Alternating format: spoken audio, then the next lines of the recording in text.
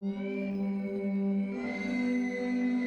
Medina of Tétouan is among the most remarkable in Morocco. Referred to as the White Dove of the North by locals, it is designated as an official UNESCO World Heritage Site because it represents a crossroads of Andalusian as well as Arabic culture and history.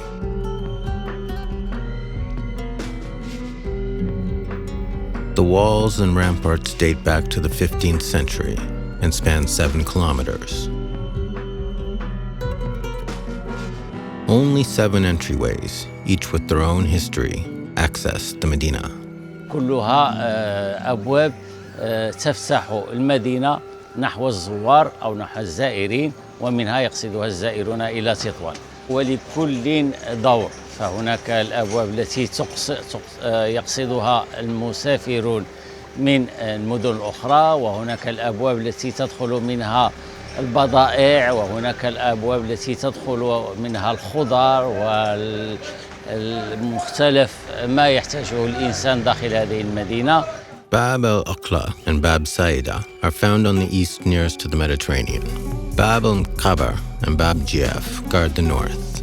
Bab Nouadar forms the entrance from the west. Bab Tout and Bab Ramuz are the doors that look out to the south. Each of these eminent doorways has a specific function.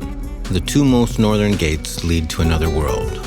Bab el-Kabar means literally the door of tombs, which allows the city's inhabitants to escort their departed loved ones to their final resting place. Bab Giaf fulfills a similar function with one notable difference. باب السفلي هي كانت تسمى أحيانا باب الجياف لأن كان السكان يرمون هناك الحيوانات الميتة، إنما الآن نسميها باب السفلي تبركاً بوجود السادة الريسوليين في هذه الباب أو قربها حيث كانت مساكنهم.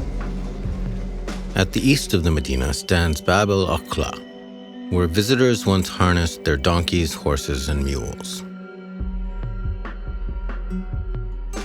The western gate, Bab Nouadar, greets the merchants and suppliers,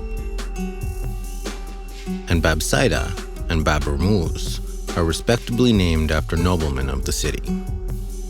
They are the least frequented doors by visitors.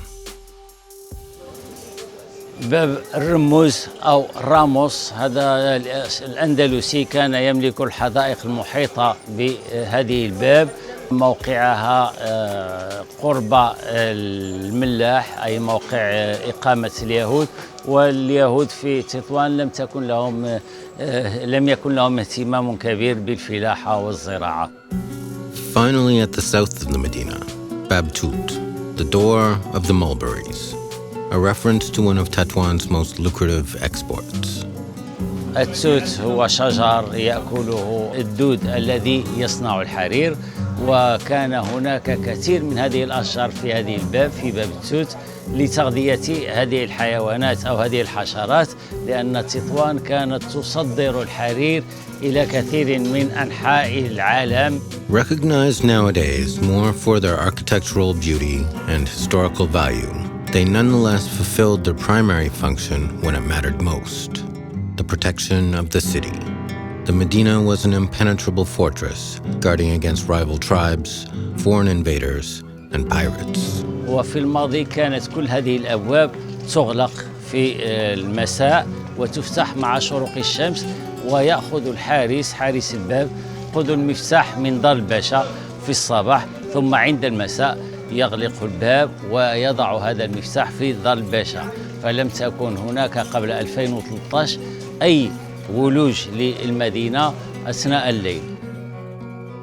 In the spirit of openness and prosperity, the doors to the Medina of Tétouan are now permanently open both day and night.